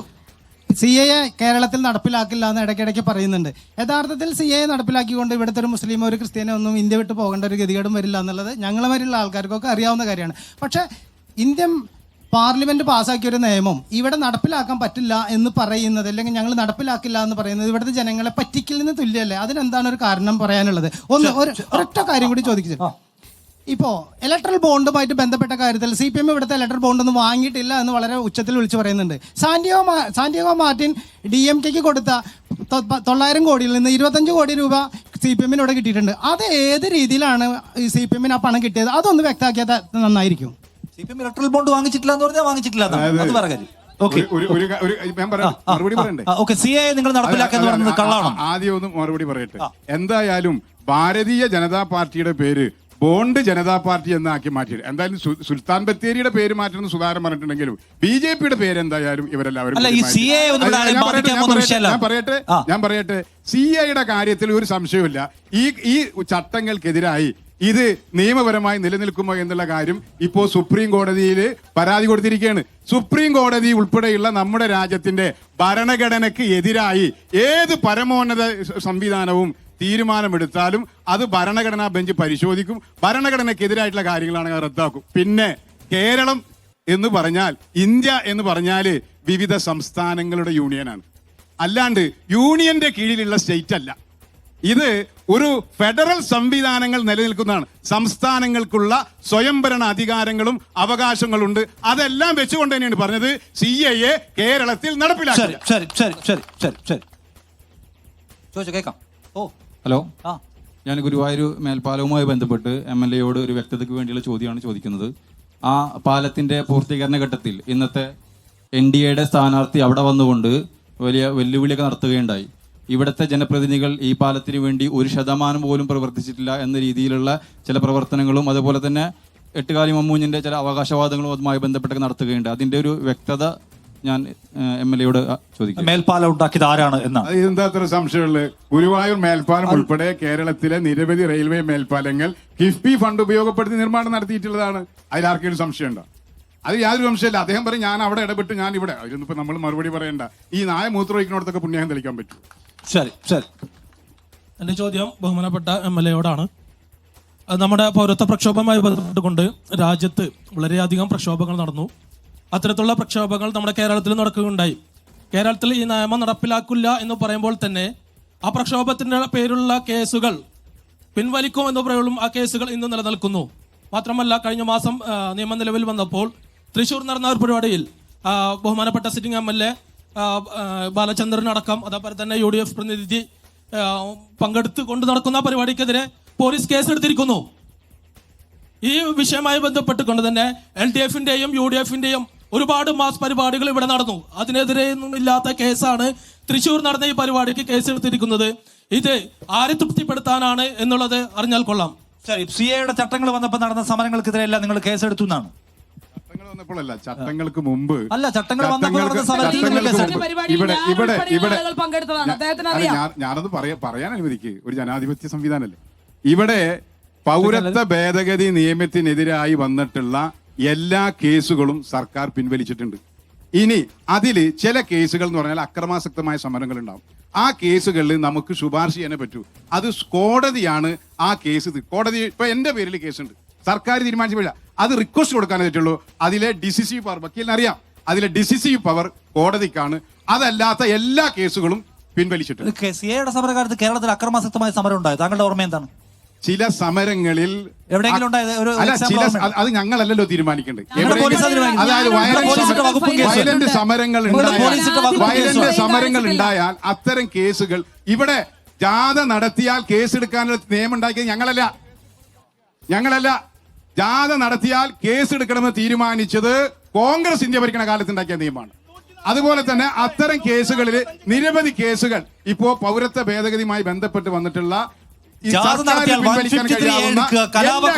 പോലെയുള്ള സംഗതികൾ പോലീസിന്റെ വിവേചനാധികാരമാണ്. ആളുകൾ ഫൈൻ അടച്ചിട്ടുണ്ട്. ഞാൻ ഉൾപ്പെടെയുള്ള ആളുകൾ നിരവധി ആളുകൾ സമരത്തിൽ പങ്കെടുക്കുന്നുണ്ട്. നിരവധി ആളുകൾ പങ്കെടുക്കുന്നുണ്ട്. അതിലൊരു ജനാധിപത്യ വിരുദ്ധതയോ ഒരു അക്രമാസക്തമായിട്ടുള്ള സംഭവത്തിലല്ല. അല്ലെങ്കിൽ ശ്രീമതി സോയ, തൃശ്ശൂരിന്റെ കാര്യം എടുത്താൽ തൃശ്ശൂരിൽ ഇപ്പോ നിങ്ങൾ അപ്രതീക്ഷിതമായിട്ട് കെ മുരളീധരനെ കൊണ്ടുവന്ന് ഫീൽഡ് ചെയ്യിപ്പിച്ചു. ഭയങ്കരമായ ഒരു എന്താ നിങ്ങൾ തന്നെ സർജിക്കൽ സ്ട്രൈക്ക് എന്നൊക്കെ വിളിക്കുന്ന ഒരു സംഗതിയാണ്. പക്ഷേ ഇപ്പോൾ ചില ചാനലുകളുടെ ഒക്കെ അഭിപ്രായ സർവേ ഫലം പുറത്തു വരുമ്പോൾ എല്ലാവരും ലെഫ്റ്റിന് മുൻതൂക്കം പ്രവചിക്കുകയാണ്. നിങ്ങൾക്ക് എന്താണ് സംഭവിക്കുന്നത്? അഭിപ്രായമൊക്കെ മുന്നേയും പറഞ്ഞിട്ടുണ്ടല്ലോ. അഭിപ്രായങ്ങള് സർവേകൾ കഴിഞ്ഞ തവണയും കേരളത്തിൽ കോൺഗ്രസിന് 19 സീറ്റ് കിട്ടിയപ്പോഴും ഇവിടുത്തെ സർവേയുടെ കണക്കൊക്കെ നമ്മൾ കണ്ടതാ. അങ്ങനെ 26-ാം തീയതി കഴിഞ്ഞ് ജൂൺ 4-ാം തീയതി എന്നുള്ളൊരു ദിവസം ഉണ്ടെങ്കിൽ ഇവിടെ ശ്രീ കെ മുരളീധരൻ തന്നെ വിജയിക്കുമെന്നുള്ള കാര്യത്തിൽ യാതൊരു സംശയം വേണ്ട. സർവേയൊക്കെ സർവേയുടെ വഴിക്ക് പൊക്കോളും. അക്കാര്യത്തിൽ ആ ലാൻഡിംഗ് എന്ന് പറയുന്നത് ഞങ്ങൾ സർജിക്കൽ സ്ട്രൈക്ക് എന്ന് വിളിക്കുന്നതല്ല ഇവിടുത്തെ. കാരണം സർജിക്കൽ സ്ട്രൈക്ക് നടത്തി പിറ്റേ ദിവസമാണ് ഒരാൾ പറഞ്ഞത് ഞാൻ ഇവിടുന്ന് പൊക്കോളാം, ഞാൻ രാജീവ് ചന്ദ്രശേഖരന് വേണ്ടി പ്രചരണം നടത്താൻ പൊക്കോളാന്ന്. പിറ്റേ ദിവസം ഇവരുടെ വലിയ എന്താ പറയുക ശക്തിയുക്തം ബാധിക്കുന്ന സ്ഥാനാർത്ഥിയുടെ വീഡിയോ അടക്കമുള്ള അങ്ങനെയുണ്ടോ? എല്ലായിടത്തും തോപ്പിക്കാൻ വരുന്ന ആളാണ് മുരളീധരൻ എന്ന് കെ സുരേന്ദ്രൻ പറഞ്ഞു. തോക്കും നിങ്ങൾക്ക് പേടിയുണ്ടോ? ഒരു പേടിയില്ല. കെ കരുണാകരൻ വിജയിക്കാത്തൊരു മുരളീധരൻ നമ്മൾ മനസ്സിലാക്കണം. 2, കോൺഗ്രസിന്റെ 25 വർഷമായ സിറ്റിംഗ് സീറ്റ് വടക്കാഞ്ചേരി സീറ്റ് നഷ്ടപ്പെടാൻ കാരണക്കാരനായിട്ടുള്ള ആളാണ്. സത്യത്തിൽ കോൺഗ്രസിന്റെ മുടിയനായ പുത്രൻ ഈ തൃശ്ശൂരിൽ ജയിക്കുമെന്നാണോ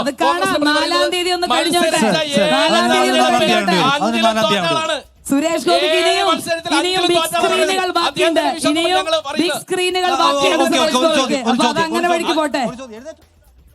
ഈ കേരളത്തിലെ കോൺഗ്രസിന്റെ പ്രതിനിധിയാണ് 18 എംപിമാരുണ്ടായിരുന്ന ഈ കേരളത്തിൽ സിറ്റിംഗ് എം പി ആയിട്ടുള്ള TM പ്രതാപനെ തൃശ്ശൂർ ജില്ലയിൽ തോൽക്കുമെന്ന് പേടിച്ചിട്ടാണ് ഈ നാട് മുഴുവൻ പോസ്റ്റർ ഒട്ടിച്ച് പ്രചരണങ്ങളുണ്ടായി, മതിലെഴുത്ത് നടത്തി, എല്ലാ വീടുകളിലും കയറി TM പ്രതാപനെ വോട്ട് ചെയ്യണമെന്ന് അഭ്യർത്ഥിച്ച് സ്നേഹ സന്ദേശ യാത്ര നടത്തി.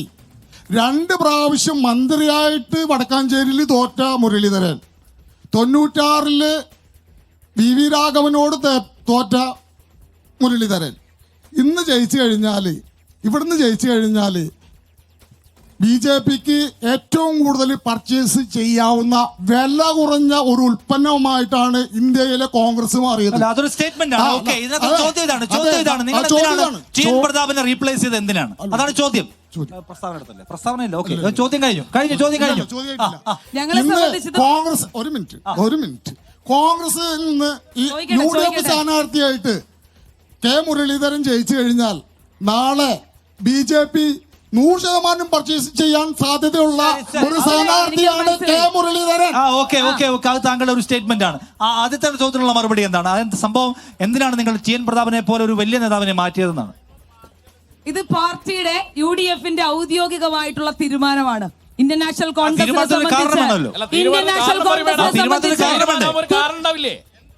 എന്തുകൊണ്ട് മാറ്റി? ഒരൊറ്റ ചോദ്യം ചോദിക്കട്ടെ. ഇവിടെ ഖാദർ എന്നായിരുന്നു. അദ്ദേഹം മോശക്കാരനായതുകൊണ്ടാണോ നിങ്ങൾ ഇദ്ദേഹത്തെ കൊണ്ടുവന്ന് മത്സരിപ്പിച്ചത്? ഞങ്ങളെ സംബന്ധിച്ച് ഞങ്ങളുടെ പാർട്ടിയുടെ ഔദ്യോഗിക കാര്യമാണ്. ഞങ്ങളെ BJPക്കാരും CPM-കാരും കോൺഗ്രസ്സുകാരും സ്ഥാനാർത്ഥി നിർണയം പഠിപ്പിക്കാൻ വരേണ്ടതില്ല. നിങ്ങളെ BJPക്കാരും CPM-കാരും ഞങ്ങളെ സ്ഥാനാർത്ഥി നിർണയം പഠിപ്പിക്കാൻ വരേണ്ടതില്ല. കോൺഗ്രസിന് അറിയാം ആരെവിടെ നിർത്തണമെന്നും ആരെവിടെ നിർത്തി ജയിപ്പിക്കണമെന്നും കോൺഗ്രസിന് അറിയാം. നിങ്ങളുടെ സ്വാതന്ത്ര്യമാണ്. അതിനകത്ത് ചെറിയ ക്വസ്റ്റ്യൻ ഇല്ല. നിങ്ങളുടെ സ്വാതന്ത്ര്യമാണ്. പക്ഷെ നിങ്ങൾ പ്രതാപൻ ശരി, ശരി, ശരി, ശരി. 19 സീറ്റ് കിട്ടിയെങ്കിൽ ഇല്ല, അത് ഇക്കൊല്ലം അത് 20 വെയിറ്റ് ചെയ്ത് സീറ്റും നടക്ക്, കിട്ടും. നിങ്ങൾ അതിലൊന്നും വിഷമിക്കണ്ട. ശരി, 20 ശരി, ശരി, ശരി. സീറ്റും ഓക്കേ, ഓക്കേ. ഇപ്രാവശ്യം കോൺഗ്രസ് പിടിക്കും. Okay, okay. അക്കാര്യത്തിൽ ഒരു സംശയവും വേണ്ട. ഓക്കെ എന്താണ് ആരോട് ചോദിക്കാനുള്ളത്? അതുകൊണ്ടാണല്ലോ കഴിഞ്ഞ പ്രാവശ്യം BJP. കനൽ ഒരു തരിയായിട്ട് അവിടെ ഇരുന്നത്. BJP. കനൽ ഒരു ഓക്കെ ഒരു തരിയായിട്ട് ചോദ്യം ഇരുന്നത്. BJP പറഞ്ഞൊരു ചോദ്യം. BJP പ്രതിനിധിയോടാണ് ചോദ്യം. ഈ രാജ്യത്തെ ഏറ്റവും ബ്ലണ്ടർ ആയിരുന്നു നോട്ട് നിരോധനം. ആ നോട്ട് നിരോധനം നടത്തിയപ്പോൾ നിങ്ങൾ പറഞ്ഞു എല്ലാ അക്കൗണ്ടുകളിലേക്കും എല്ലാ സാധാരണക്കാരുടെ അക്കൗണ്ടിലേക്കും 15 ലക്ഷം രൂപ കൊടുക്കാമെന്ന്. അതിന് മുമ്പേ പറഞ്ഞാണ്. ഈ അഴിമതിക്കെതിരെയാണ് BJP പോരാടുന്നതെന്ന് പറയുന്നു. ഇന്ന് നിങ്ങളുടെ അമിത്ഷാ ചെന്നൈയിലെ ഒരു സ്ഥാനാർത്ഥിയുടെ പര്യടനം റദ്ദാക്കി തിരിച്ചുപോയി. 525 കോടി രൂപയുടെ തട്ടിപ്പാണ് ആ സ്ഥാനാർത്ഥി നടത്തിയത്. സ്ഥാനാർത്ഥിയുടെ പേര് ദേവനാഥ്, തമിഴ്നാട്ടിലെ ഒരു സ്ഥാനാർത്ഥിയാണ്. നിങ്ങൾ ആർക്കെതിരെയാണ് അഴിമതിക്കെതിരെ പോരാടുന്നത്? തീർച്ചയായും ഞങ്ങളെ സംബന്ധിച്ചിടത്തോളം അഴിമതിക്കെതിരെ ശക്തമായ പോരാട്ടം നടത്തുന്ന സർക്കാരാണ് ഇന്ത്യയുടേത്. ഇന്ത്യയുടെ ചരിത്രത്തിൽ 10 വർഷമായി മോഡി ഭരിക്കുന്നു. അഴിമതി ആരോപണത്തിന്റെ പേരിൽ ഒരു മന്ത്രി പോലും രാജിവെക്കേണ്ട സാഹചര്യം ഉണ്ടായിട്ടില്ല. അഴിമതിയുടെ പേര് ഒരു ഉദ്യോഗസ്ഥരെ മാറ്റേണ്ട സാഹചര്യം ഉണ്ടായിട്ടില്ല. അതുകൊണ്ട് ഞങ്ങളെ സംബന്ധിച്ചിടത്തോളം അഴിമതി ഞങ്ങൾ നടത്തുകയുമില്ല. അഴിമതി നടത്തുന്ന ഇനി അരവിന്ദ് കെജ്രിവാളും ശരി, അത് ഞങ്ങളുടെ സർക്കാരിന്റെ പോളിസിയാണ്. അത് ആര് വീണാ വിജയൻ, പിണറായി വിജയൻ, അത് ഞങ്ങളുടെ പോളിസിയാണ്. ദയവ് ഇത് ഇവിടെ നിൽക്കുന്ന ആളുകളുടെ മുഖത്തേക്ക് നോക്കൂ. അഴിമതിയുടെ പാർട്ടിയല്ല BJP എന്ന് പറയുമ്പോൾ ആളുകൾ ചിരിക്കുന്നു നോക്കൂ. ആളുകളുടെ മുഖത്തേക്ക് നിങ്ങൾ വെറുതെ നോക്കിയാൽ മതി. നിങ്ങൾ വെറുതെ നോക്കിയാൽ മതി. ഇവിടെ ചിരിക്കാത്ത മന്ത്രിമാരും ഞങ്ങളെ പാർട്ടിയിൽ വന്നതിന്റെ പേരിൽ അതുകൊണ്ട് ഞങ്ങൾ അഴിമതിക്കാരെന്ന് പറയരുത്. മോഡി ഒരു വാശി മെഷീനാണ്. മുഖ്യമന്ത്രിമാരും എംപിമാരും MLA BJP വന്നതുകൊണ്ട് അതുകൊണ്ട് BJP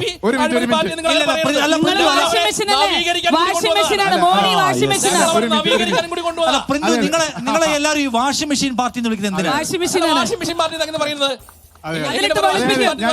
ഈ രാജ്യത്ത് ആര് എന്ത് കള്ളത്തരം ചെയ്താലും BJP പിന്നെ അന്വേഷണം വന്നിട്ട് ഏതൊരു കോൺഗ്രസ്സുകാരനോ കമ്മ്യൂണിസ്റ്റുകാരനോ 1 രൂപയുടെ അഴിമതി നടത്താൻ ഞങ്ങൾ അനുവദിക്കില്ല.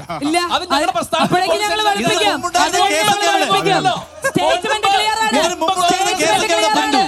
അദ്ദേഹത്തിന്റെ സ്റ്റേറ്റ്മെന്റ് ക്ലിയർ ആണ്. ഞങ്ങൾ ആയാറാം ഗയാറാം എന്ന് പറഞ്ഞ ഈ രാജ്യത്തിന്റെ ഒരു രാഷ്ട്രീയ സ്ഥിതിയാണ്. BJPയിലേക്ക് ആരൊക്കെ വന്നു കഴിഞ്ഞാലും രാജ്യവിരുദ്ധരല്ലാത്ത ആളുകളൊക്കെ ഞങ്ങൾ സ്വാഗതം ചെയ്യും. പിന്നെ BJP വന്നതിന് ശേഷം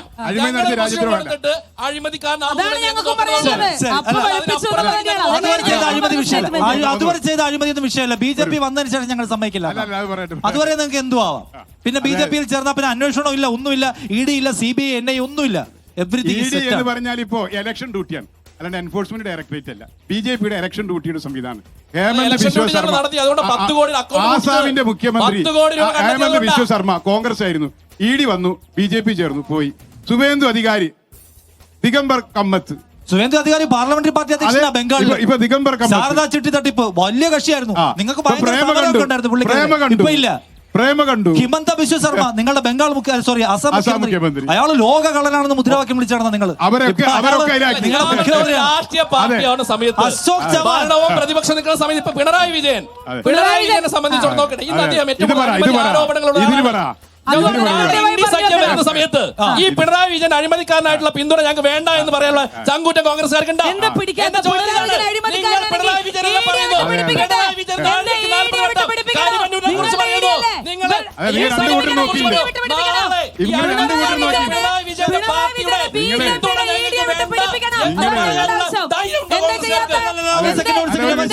കോൺഗ്രസിന് ധൈര്യമുണ്ടെന്നുള്ള ചോദ്യമുണ്ട്.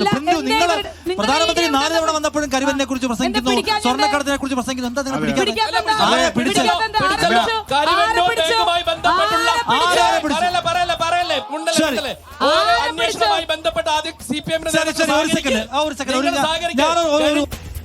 വീണ്ടും സ്വാഗതം ബിഗ് ഫൈറ്റിലേക്ക്. നമ്മൾ ചാവക്കാട് ഇന്ന് തത്സമയം ചേരുകയാണ്. തൃശൂർ ലോക്സഭാ മണ്ഡലത്തിലെ രാഷ്ട്രീയ സ്ഥിതിഗതികളാണ് നമ്മൾ ഇന്ന് ചർച്ച ചെയ്യുന്നപ്പോൾ ആദ്യത്തെ പ്രധാന ഭാഗങ്ങൾ പൂർത്തിയാക്കിയിരിക്കുന്നു. അപ്പോൾ നമ്മൾ വീണ്ടും ഓഡിയൻസിന്റെ ചോദ്യത്തിലേക്ക് പോവുകയാണ്. ആരോടാ ചോദിക്കുന്നത്? BJPയുടെ പ്രതിനിധികളാണ് ചോദിക്കാനുള്ളത്. 2 ചോദ്യമുണ്ട്. ഒന്ന് കോൺഗ്രസിന്റെ പ്രതിനിധിയോടും ചോദിക്കണം. ഓക്കെ. തൃശ്ശൂർ ലോക്സഭാ മണ്ഡലത്തിൽ BJPയുടെ സ്ഥാനാർത്ഥിയായിട്ട് ജനവിധി തേടുന്ന സിനിമാ നടൻ സുരേഷ് ഗോപി, ഞാൻ ഈ ജന്മത്തിൽ മരിച്ചു പോയാൽ അടുത്ത ജന്മം എനിക്കൊരു ജന്മമുണ്ടെങ്കിൽ ഒരു പൂനൂല് ധരിച്ച ബ്രാഹ്മണനായി ജനിക്കണമെന്ന് അദ്ദേഹം പറയുമ്പോൾ അയാൾക്ക് താഴെയുള്ള പട്ടികജാതി വിഭാഗത്തിൽപ്പെട്ട ആളുകൾ കേരളത്തിലുണ്ടായിരുന്ന നവോത്ഥാന പ്രസ്ഥാനങ്ങൾ അമർച്ച ചെയ്ത പട്ടിയും പൂച്ചയും വഴി നടക്കുന്ന ആ സാഹചര്യം ഇല്ലാതാക്കിയ കേരളത്തിലും അതേപോലത്തെ ഇന്ത്യയിലെ ആ സാഹചര്യം കൊണ്ടുവരാനാണോ ഈ സുരേഷ് ഗോപി ഉന്നയിക്കുന്ന ചോദ്യം? അതേപോലെ തന്നെ കോൺഗ്രസിനോട് ഹിന്ദു ഐക്യവേദിയുടെ നേതാവ് RV ബാബു ഈ പാലയൂരിൽ നിന്ന് ചാവക്കാട് വഴി സഞ്ചരിക്കുമ്പോൾ വിശുദ്ധ മാർ തോമാസിലൂടെ പള്ളി പൊളിക്കുന്നതിന് ഇനി അധികം വിദൂരമല്ല എന്ന് പ്രഖ്യാപിച്ച ആ RV ബാബുവിനോട് ഈ സ്ഥാനാർത്ഥിക്ക് എന്താണ് ചോദിക്കാനുള്ളത്? BJPക്ക് എന്താണ് പറയാനുള്ളത്? ശരി കോൺഗ്രസിനോട് ചോദ്യം. മറ്റൊന്ന്, രാഹുൽ ഗാന്ധി വയനാട്ടിൽ മത്സരിക്കുന്നുണ്ടല്ലോ. ഇന്ത്യയുടെ സ്വാതന്ത്ര്യ സമരത്തിൽ നിർണായകമായ പങ്ക് വഹിക്കുന്നതിന് ധീരരായ രക്തസാക്ഷികൾ ഉയർത്തിപ്പിടിച്ച ഇന്ത്യയുടെ ദേശീയ പതാക ചുരുട്ടി മടക്കി പോക്കറ്റിൽ വെച്ചിട്ടാണ് അവർ ആളുകളോട് വോട്ട് ചോദിക്കുന്നത്. ഇത് ജനങ്ങളോട് മറുപടി പറയണം. പറയാൻ ബാധ്യസ്ഥരാണ് കോൺഗ്രസ്. ഉപയോഗിക്കുന്നതിലെ പ്രശ്നമാണ് താങ്കൾ. ഇതിനകത്ത് ഒരു കാര്യമുള്ളത്, പ്രിന്റു, അത് വളരെ പ്രധാനപ്പെട്ട ചോദ്യമാണ്. അടുത്ത ജന്മത്തിൽ എനിക്കൊരു അപ്പർ ക്ലാസ്സുകാരനായി ജനിക്കണം എന്ന് പറയുന്ന ആൾ, ഒരു സെക്കൻഡ്, ഇല്ല നിങ്ങൾ പ്ലീസ്, ദേശീയ പതാക അല്ല, കോൺഗ്രസിന്റെ പതാകയാണ്. കോൺഗ്രസിന്റെ പതാക മിസ്റ്റേക്കാണ്. അതൊരു മിസ്റ്റേക്കാണ്. അല്ലല്ല, ഞാനൊരു ക്ലാരിറ്റി വരുത്തി. ദേശീയ പതാകയല്ല, കോൺഗ്രസിന്റെ പതാക. ദേശാഭിമാനി വായിച്ചിട്ടാണ് ചേട്ടൻ വന്നത്. ദേശാഭിമാനി വായിച്ചു വന്നതിന്റെ ഇന്ത്യൻ സ്വാതന്ത്ര്യ സമരത്തിൽ ഉയർത്തിപ്പിടിച്ച ദേശീയ പതാകയുടെ സമാനമായ പതാകയാണ് കോൺഗ്രസിന്റെ.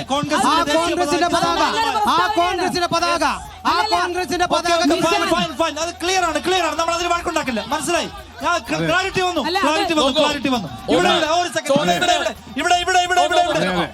കോൺഗ്രസിന്റെ പതാക അതിൽ ക്ലാരിറ്റി വന്നു. നമ്മൾ അതിൽ പിടിക്കല്ലേ.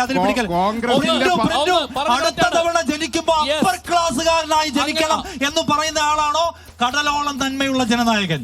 അങ്ങനെ പറ്റും? എല്ലാവരെയും ഒരുപോലെ ചേർത്ത് പിടിക്കാൻ കഴിയാത്ത സംശയം വേണ്ട.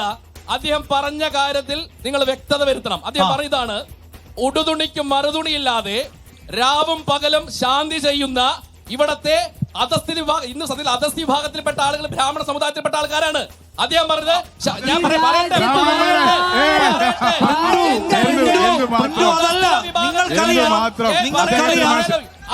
നിങ്ങൾക്കറിയാം അത് ജാതിയാണ്, അത് സാമ്പത്തികമല്ല. പറഞ്ഞൊരു കാര്യം, ശബരിമലയിലെ അയ്യപ്പനെ ഒരു നേരെങ്കിലും പൂജ ചെയ്യാനുള്ള അവസരം അടുത്ത ജന്മം എനിക്ക് ഉണ്ടാകണമെന്ന് അദ്ദേഹത്തിന്റെ വ്യക്തിപരമായ അഭിപ്രായം. എന്താ തെറ്റ്?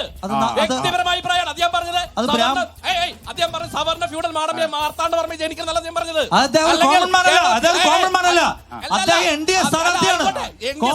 അവിടേക്കാൾ മുമ്പ് ശബരിമല പ്രക്ഷോഭവുമായി ബിജെപിയുടെ പരിമിതി ഞാൻ മനസ്സിലാക്കുന്നത്. സോയ, ഇതിനകത്തൊരു കാര്യമുണ്ട്. അതായത് സ്വന്തം പാർട്ടിയുടെ, സ്വന്തം മുന്നണിയിലെ പ്രധാനപ്പെട്ട പാർട്ടികളെ കൊടി ഉയർത്തിപ്പിടിക്കാൻ ധൈര്യമില്ലാത്ത നിങ്ങൾ എങ്ങനെയാണ് മതനിരപേക്ഷതയ്ക്ക് വേണ്ടി ഉറക്ക വർത്താനം പറയാ? അവിടെ ഒരു കൊടിയും ഉണ്ടായിരുന്നില്ല. ഇന്റർനാഷണൽ കോൺഗ്രസിന്റെ കൊടിയുമില്ല, കൊടിയുമില്ല.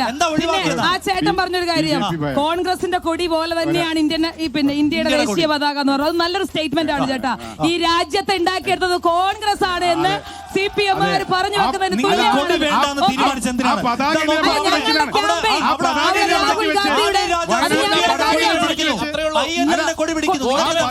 കോൺഗ്രസിന്റെ ഔദ്യോഗികമായിട്ടുള്ള തീരുമാനമാണ്.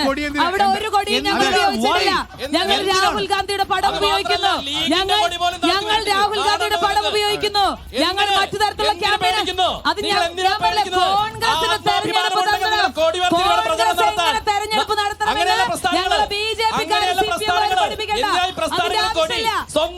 സ്വന്തം കൊടി പോലും ഉയർത്തിപ്പിടിക്കാനുള്ള ആർജവമില്ലാത്ത ഇവര് എങ്ങനെയാണ് ഭൂരിപക്ഷ വർഗീയതയോട് പോരാടാൻ പോകുന്നത്? അതിനെ മനസ്സിലാക്കണ്ടേ?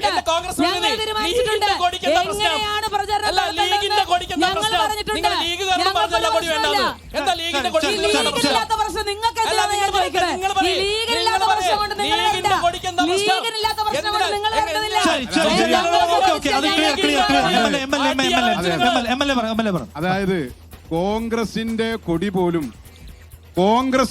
പോലും രാഹുൽ ഗാന്ധി മത്സരിക്കുന്നിടത്ത് ഉയർത്തിപ്പിടിക്കാൻ കഴിയാത്ത ആ ഗതികേടുണ്ടല്ലോ, അതിനോട് നമ്മൾ ശിരസ് നമിക്കുക. അതുപോലെ തന്നെ മറ്റൊരു പ്രധാനപ്പെട്ട കാര്യമാണ്, കോൺഗ്രസിന്റെ കൊടി ചെയ്യാൻ പറ്റുന്നില്ല, അതോട് ഉപേക്ഷിക്കുകയാണ്.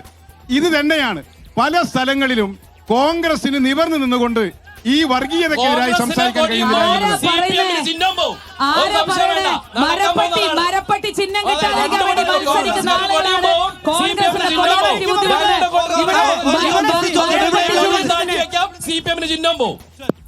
ഇത് ഇടതുപക്ഷത്തിന്റെ ചിഹ്നം മരപ്പെട്ടിയും മറ്റുള്ള കാര്യങ്ങളിലേക്ക് പോയിക്കൊണ്ടിരിക്കുകയാണ്. അവർ ബോംബ് ചിഹ്നാക്കി മാറ്റണം എനിക്ക് അഭിപ്രായം. അതുപോലെ തന്നെ തമിഴ്നാട്ടിൽ പോയ രാഹുൽ ഗാന്ധി വിജയ്, അതല്ല CPM-ന്റെ പോളിസി. മണികണ്ഠ, ആദ്യം അനീഫയുടെ കൊലപാതക കേസുമായി ബന്ധപ്പെട്ട കാര്യം തീർത്തിട്ട് പോരെ ആ ബോംബിന്റെ രാഷ്ട്രീയം പറയുന്നത്. ഈ രാഹുൽ ഗാന്ധിയെ നാൾക്ക് നാളെ കുറ്റം പറയുന്നുണ്ട്. ഇതേ രാഹുൽ ഗാന്ധിയുടെ പടം വെച്ചിട്ടാണ് തമിഴ്നാട്ടിൽ വോട്ട് പിടിക്കുന്നത്. യെച്ചൂരിയുടെ നേതാവല്ലേ രാഹുൽ ഗാന്ധിക്ക് കൈവക്കാൻ നിൽക്കുന്നു, എന്നിട്ട് രാഹുൽ ഗാന്ധിയെ കുറ്റം പറയാൻ നടക്കുക. പേരെടുത്ത് പറഞ്ഞോണ്ട് ഞാൻ പറയണ, ഉത്തരം മുട്ടുമ്പോ കൊഞ്ചന കാണിക്കരുത് MLA. സോയോട് ചോദ്യം. ഇടയ്ക്കിടയ്ക്ക് ചോദിക്കണ്ടായി ഈ വാഷിംഗ് മെഷീന്റെ കാര്യം. ഈ കോൺഗ്രസ് എന്തിനാ BJP-ക്കാർ മുന്നിൽ ഈ കാശിന് വേണ്ടിട്ട് വാഷിംഗ് മെഷീനായിട്ട് പിന്നാലെ നടക്കേണ്ട ഒരു ഗതികേട് കോൺഗ്രസ് വാഷിംഗ് മെഷീൻ ഉണ്ടെങ്കിൽ അതിലേക്ക് നിങ്ങൾ അപ്പൊ നന്നായി അദ്ദേഹം സമ്മതിച്ചു, വാഷിംഗ് മെഷീൻ ആണെന്ന് സമ്മതിച്ചു. അപ്പൊ ഈ വാഷിംഗ് മെഷീൻ ആണ് നരേന്ദ്രമോദി എന്ന്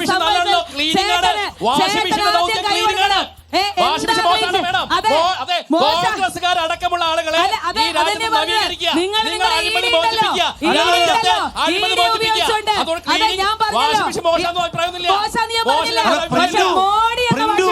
പ്രിന്റ് ഒരു കേസിലുള്ള കുറ്റക്കാരനാണോ തീരുമാനിക്കാൻ ഇവിടെ മെക്കാനിസം ഉണ്ട്. BJP അല്ലോ ചെയ്യേണ്ടത്, അവരാണ് തീരുമാനിക്കുന്നത്. BJP-യിൽ ചേരുന്നതിന് ഞങ്ങൾ എന്ത് പഴിച്ചു? ഞങ്ങളുടെ പോളിസി ഒന്ന് ഇന്നത്തെ BJP-ക്കാര്, നാളത്തെ BJP-ക്കാര്. അദ്ദേഹം ഇലക്ഷനെ പറ്റി ചോദിച്ചപ്പോ അദ്ദേഹം ഒരു വാക്ക് പറഞ്ഞു, BJP രാജ്യം ഒരു ജനാധിപത്യ രാജ്യമാണ് BJP വിചാരിക്കേണ്ടെന്ന്. എനിക്ക് തമാശ തോന്നി. ഇവരെ മറ്റ് പ്രതിപക്ഷ പാർട്ടികളുടെ അക്കൗണ്ട് ഫ്രീസ് ചെയ്യാൻ നടക്കുന്നു, 2 മുഖ്യമന്ത്രിമാരെ ജയിലിൽ പിടിച്ചിരുന്നു,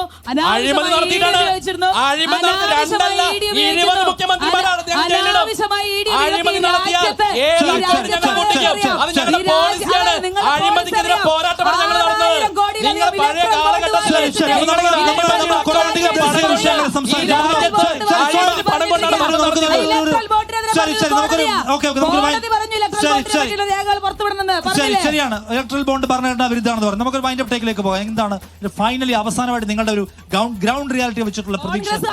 കണക്കൊക്കെ അറിയാം ചേട്ടാ, അതിന്റെ കണക്കൊക്കെ അറിയാം, അതിന്റെ കണക്കൊക്കെ നാട്ടുകാർക്ക് അറിയാം. പ്ലീസ് നമുക്ക് വൈൻഡ് അപ്പ് ടേക്കിലേക്ക് പോകണം. അതെ, ഒരു സംശയവും വേണ്ട. റെക്കോർഡ് ഭൂരിപക്ഷത്തിൽ സുനിൽകുമാർ തൃശൂർ പാർലമെന്റ് മണ്ഡലത്തിന് വിജയിക്കും. കാരണം അതിന് ഞങ്ങളെ പ്രേരിപ്പിക്കുന്ന കാര്യങ്ങൾ എന്താ വെച്ചാൽ, ഇവിടെ കോൺഗ്രസിന്റെ മുരളീധരൻ, പത്മജ തന്നെ പറഞ്ഞല്ലോ ചേട്ട ഇലക്ഷൻ കഴിഞ്ഞാൽ വരുമെന്നുള്ളത്. അതുകൊണ്ട് ആ നിലയിൽ തന്നെ കോൺഗ്രസിന് അവർക്ക് വിശ്വാസമല്ല. രണ്ടാമത്തെ കാര്യം, VS സുനിൽകുമാർ എന്ന് തൃശ്ശൂരിന്റെ എല്ലാ തരംഗങ്ങളിലും എല്ലാ മേഖലയിലും നിറഞ്ഞു നിന്നുകൊണ്ട് പ്രവർത്തിക്കുന്ന ഒരു മികച്ച പാർലമെന്റേറിയനും പ്രളയകാലത്തും കോവിഡ് കാലത്തും ഈ രാജ്യത്തെ ജനങ്ങളുടെ എല്ലാ വിഷയങ്ങളും ഇടപെടുന്ന കോൺഗ്രസിന്റെ സ്ഥാനാർത്ഥി എന്തുകൊണ്ട് ജയിക്കണം എന്നാണ് നിങ്ങളുടെ ഫൈനൽ ടേക്ക്? എന്നാണ് 100% അദ്ദേഹത്തിന്റെ നിലപാടുകൾ നമുക്കറിയാം. ഈ എല്ലാ കാലത്തും ഈ BJP ഇത് മുൻപും പറഞ്ഞിട്ടുണ്ട്, ഇവരെല്ലാ കാലത്തും ഇവരുടെ പാട്ട് ഇതാണ്. ഇവർ കഴിഞ്ഞ തവണ ഈ പാട്ട് നല്ല ഉറക്കപ്പാടി, അതുകൊണ്ട് ഞങ്ങൾക്ക് 19 സീറ്റ് കിട്ടി. ഇപ്രാവശ്യം പാട്ട് ഞങ്ങൾ 20 സീറ്റ് നേടുമെന്നുള്ള കാര്യത്തിൽ സംശയം വേണ്ട. 10 വർഷത്തെ വികസന നേട്ടം ഈ രാജ്യത്തിലെ ജനങ്ങൾ, തൃശൂർ പാർലമെന്റിലെ ജനങ്ങൾ നെഞ്ചിലേറ്റിട്ടുണ്ട്. സുരേഷ് ഗോപി എന്ന് പറയുന്ന വ്യക്തിത്വം, കളങ്കമില്ലാത്ത വ്യക്തിത്വം, രാജ്യത്തിന് വേണ്ടി ചേർന്ന് നിൽക്കുന്ന വ്യക്തിത്വം. ആ സുരേഷ് ഗോപി വിജയിക്കുമെന്നുള്ള കാര്യത്തിൽ ഞങ്ങൾക്കാർക്കും സംശയമില്ല. ശരി, എന്തായാലും നമ്മളിപ്പോ തൃശൂർ ലോക്സഭാ മണ്ഡലത്തിലാണ്. ആവേശകരമായ പോരാട്ടം നടക്കുന്നു. നമുക്ക് ഈ ജനസാമാന്യത്തെ മുന്നിൽ നിർത്തിക്കൊണ്ട് ഉറപ്പിച്ച് പറയാൻ കഴിയും. എനിവേ, എല്ലാവർക്കും താങ്ക് യു. വളരെ ക്രിയേറ്റീവ് ആയിട്ടുള്ള സൃഷ്ടിപരമായ ഒരു ചർച്ച എല്ലാ പാനലിസ്റ്റുകളോടും ശരിയാമണ്ണുള്ള ചോദ്യങ്ങൾ ഉയർന്നു വന്നിട്ടുണ്ട്. അപ്പൊ പൊളിറ്റിക്കലി എന്തുമാത്രം പ്രബുദ്ധരായ രാഷ്ട്രീയ ബോധ്യമുള്ള മനുഷ്യന്മാർ വോട്ട് ചെയ്യാൻ പോകുന്ന മണ്ഡലമാണ് തൃശൂർ. അവിടുത്തെ ജനവിധി എന്തായാലും ആ നിലയ്ക്ക് ഉദ്വേഗവും കൗതുകവും ഉണ്ടാക്കുന്നതായിരിക്കും. താങ്ക് യു എല്ലാവർക്കും. ബിഗ് ഫൈറ്റിനെ അടുത്ത മണ്ഡലത്തിൽ കാണാം. Good bye.